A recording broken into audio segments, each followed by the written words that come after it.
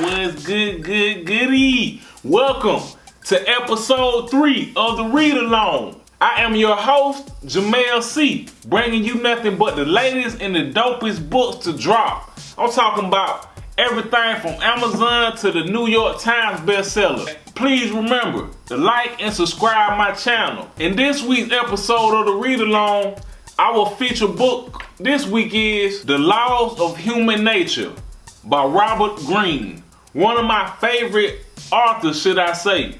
He also responsible for writing The 48 Laws of Power, which I'm sure everybody and their mama knows that, along with The Art of Seduction, just to name some of my personal favorites.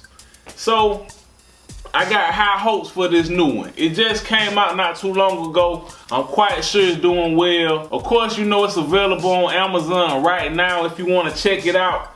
So, without further ado, let's dive right into it. Chapter 1. Master your emotional self. The law of irrationality. You like to imagine yourself in control of your fate, consciously planning the course of your life as best as you can. But you are largely unaware of how deeply your emotions dominate you. They make you veer toward ideas that soothe your ego. They make you look for evidence that confirms what you already want to believe. They make you see what you want to see, depending on your mood, and this disconnect from reality is the source of the bad decisions and negative patterns that haunt your life.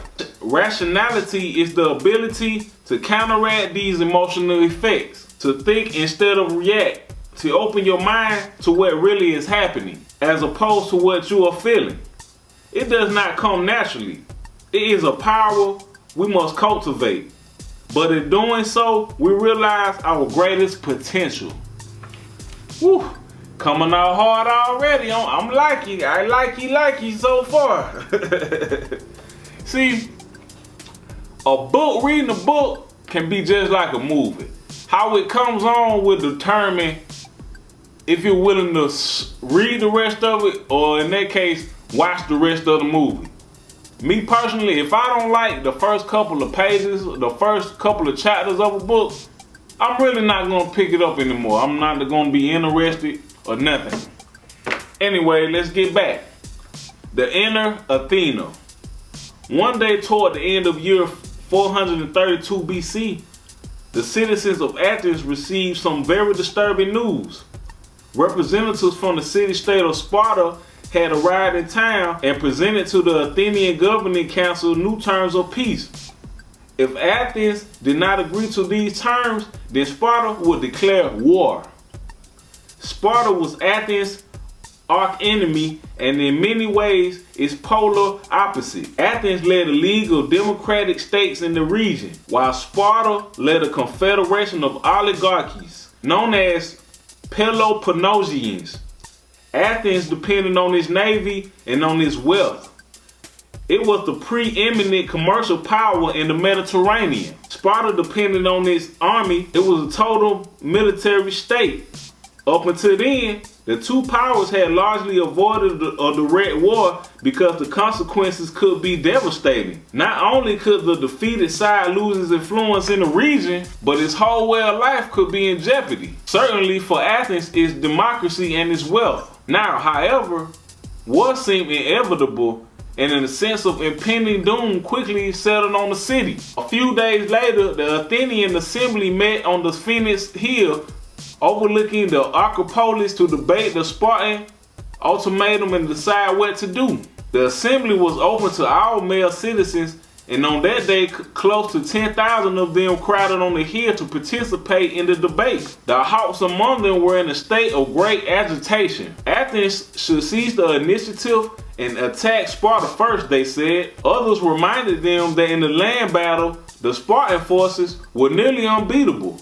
Attacking Sparta in this way would play straight into their hands. The doves were all in favor of accepting the peace terms, but as many pointed out, that would only show fear and embolden the Spartans. It will only give them more time to enlarge their army. Back and forth went the debate, with emotions getting heated, people shouting, and no satisfactory solution in sight. Then Toward the end of the afternoon, the crowd suddenly grew quiet as a familiar figure stepped forward to address the assembly. This was Pericles, the elder statesman of Athenian politics, now over 60 years old. Pericles was beloved. His opinion would matter more than anyone's. But despite the Athenians' respect for him, they found him a very peculiar leader, more of a philosopher than a politician. To those old enough to remember the start of his career, it was truly surprising how powerful and successful he had become. He did nothing the usual way. In the early years of their democracy, before Pericles had appeared on the scene, the Athenians had preferred a certain personality type in their leaders. Men who could give an inspiring, persuasive speech and had a flair for drama. They had a type. So basically, even if you wasn't much of a leader, they wanted somebody who can really sell them. And this was way back in the BC years. And to this day, in the year 2019, we still love a good show, baby. You cannot deny a good show. And that's basically what they're saying. Yeah, we want somebody that's a good leader, but we want somebody that can really get us motivated and make us want to get the job done. In the earliest years of their democracy, before Pericles had appeared on the scene, the Athenians had preferred a certain personality type in their leaders. Men who could give an inspiring, persuasive speech and had a flair for drama. On the battlefield, these were risk takers. They often pushed for military campaigns that they could lead, giving them a chance to gain glory and attention. They advanced their careers by representing some faction in the assembly, landowners, soldiers, aristocrats, and doing everything they could do to further its interests. This led to highly divisive politics. Leaders would rise and fall in the cycles of a few years, but the Athenians were fine with this. They mistrusted anyone who lasted long in power. Man, that sounds so crazy to me. You intentionally want a new, I guess it's kind of similar in democracy how we have over here. We get a new president every 4 years, but the president can only take 2 terms. So after 8 years, it's a wrap for that president. You can call this the early stages of democracy, if you may. Then Pericles entered public life around 463 BC. And Athenian politics would never be the same. His first move was the most unusual of all. Although he came from an illustrious aristocratic family, he allied himself with the growing lower and middle classes of the city, farmers, oarsmen in the navy, the craftsmen who were the pride of Athens. He worked to increase their voice in the assembly and give them greater power in the democracy. This was not some small faction he now led, but the majority of Athenian citizens. It would seem impossible to control a large, unruly mob of men with their varied interests, but he was so fervent in increasing their power that he slowly gained their trust and backing. As his influence grew, he started to assert himself in the assembly and alter its politics. He argued against expanding Athens' democratic empire. He feared the Athenians would overreach and lose control. He worked to consolidate the empire and strengthen existing alliances. When it came to war and to serving as the general, he strove to limit campaigns and to win through maneuvers with minimum loss of lives. To many, this seemed unheroic. But as policies took effect, the city entered a period of unprecedented prosperity. There were no more needless wars to drain the coffers. The empire was functioning more smoothly than ever. What Pericles did with the growing surplus of money startled and amazed the citizens. Instead of using it to buy political favors, he initiated a massive public project in Athens. He commissioned temples, theaters, and concert halls, putting all of the Athenian craftsmen to work. Everywhere one looked, the city was becoming more beautiful. He favored a form of architecture that reflected his personal aesthetics, ordered highly geometric, monumental, yet soothing to the eye. His greatest commission was one of the Parthenon, with its enormous 40-foot statue of Athena. Athena was the guiding spirit of Athens, the goddess of wisdom, and practical intelligence. She represented all of the values Pericles wanted to promote. Single-handedly, Pericles had transformed the look and spirit of Athens, and it entered the golden age in all of the art sciences. What was perhaps the strangest quality of Pericles was his speaking style, restrained and dignified. He did not go in for the usual flights of rhetoric. Instead, he worked to convince an audience through airtight arguments. This will make the people listen closely as they followed the interesting course of his logic. The style was compelling and calming. Unlike any of the other leaders, Pericles remained in power year after year, decade after decade, putting his total stamp on the city in his quiet, unobtrusive way. He had enemies. This was inevitable. Of course you're gonna have enemies. You doing it big, baby. Hey, that, as you can see, don't nothing change. Whenever you do something that's never been done, people will hate you. They will not like you. Of course, many will love you, but as you can see, the more things change, the more they stay the same. This was inevitable. He had stayed in power so long that many accused him of being a secret dictator. He was suspected of being an atheist, a man who scoffed at all traditions. That would explain why he was so peculiar. But nobody could argue against the results of his leadership. And so now, as he began to address the assembly that afternoon, his opinion on war with Sparta would carry the most weight. And a hush came over the crowd as they anxiously waited to hear his argument.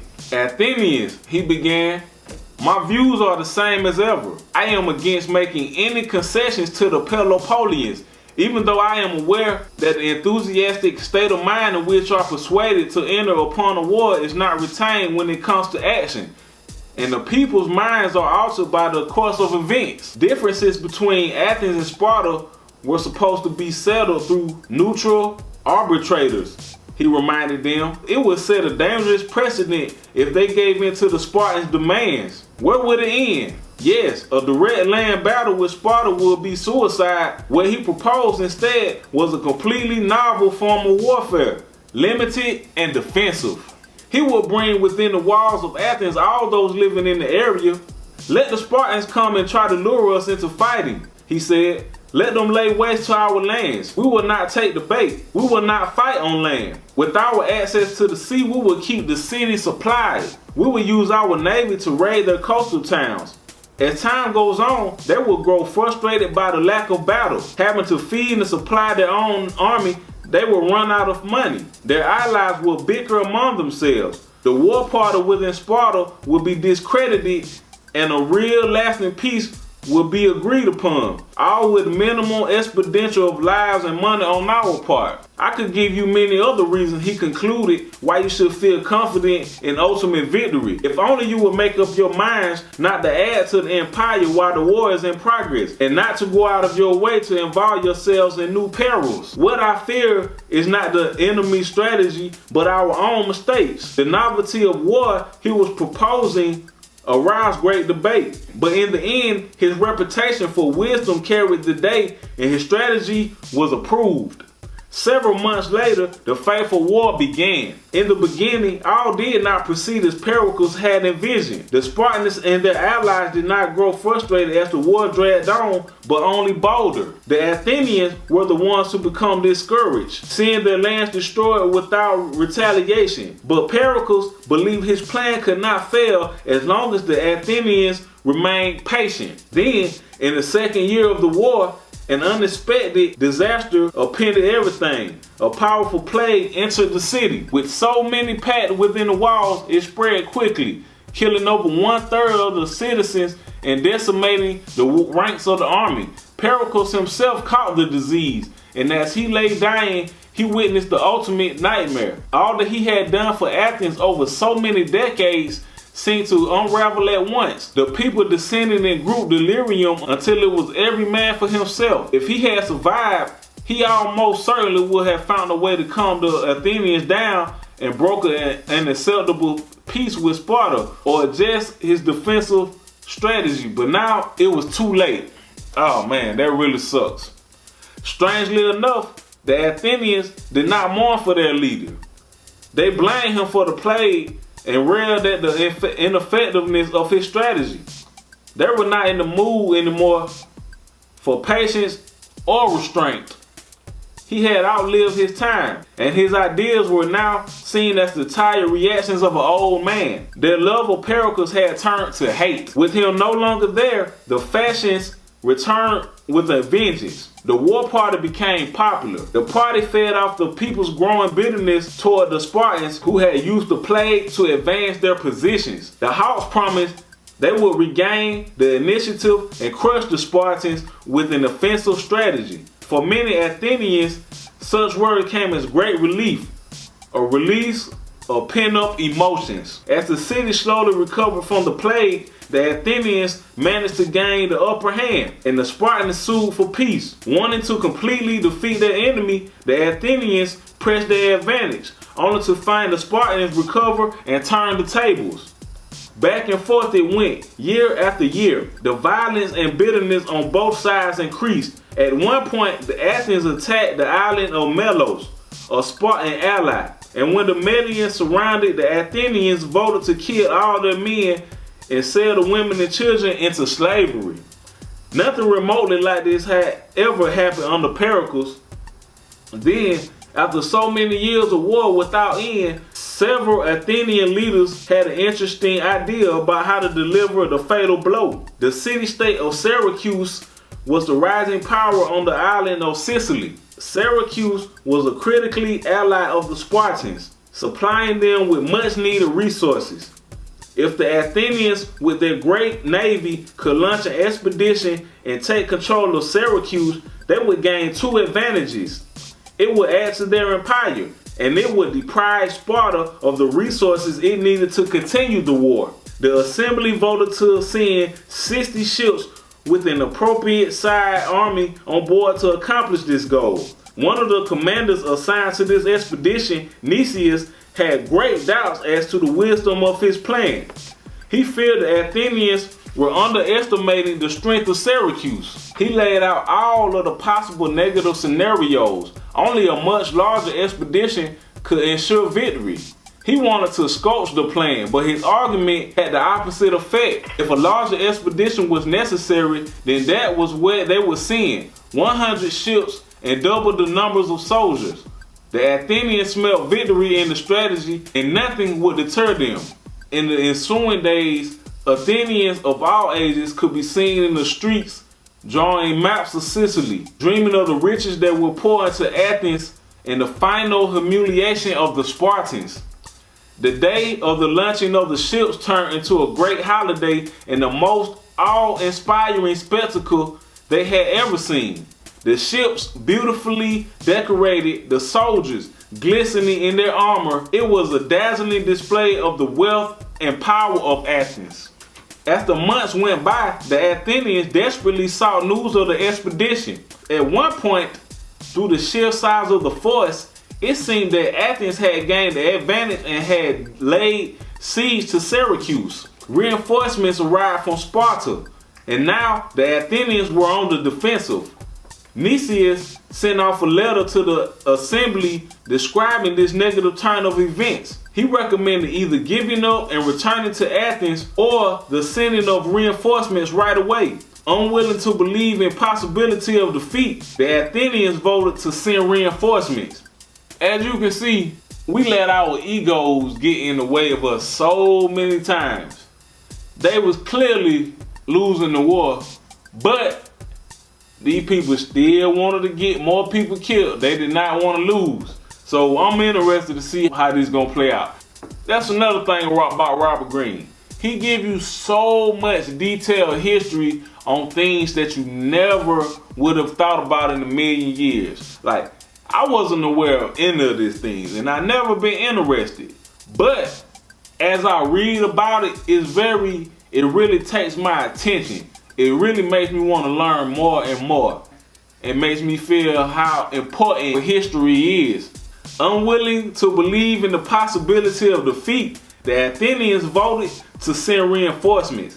A second armada of ships almost as large as the first. We're going to stop right there. As you can see, Robert Greene had not failed to deliver. This book is very interesting so far. I can't say it's worth the money. In conclusion, I gotta say from what I read, I'm feeling it. You know, it's really giving you a deep dive into history. I feel like this is one of those books at the end of it, it'll really have you with a brand new mind frame. It's virtually impossible to come up on new opportunities or be a better version of yourself without renewing your brain constantly. And books like this helps with that renewal. In a nutshell, it's just telling you to control your emotions and get out your feelings. If we're not in our feelings and not all emotional, we can think clearly. We can make better decisions. So, in all, I strongly recommend this book. That's my time for today, people. And please, like and subscribe to the channel if you like what you see. If you don't like what you see, leave me a comment. You know, show me some love. Let me know what city you in. As soon as you get a chance, go read a book. Feed your brain. You know, this is the best way to keep your mind sharp right here, reading. Thanks for tuning in. I'll catch you next time on the next episode of The Read Along.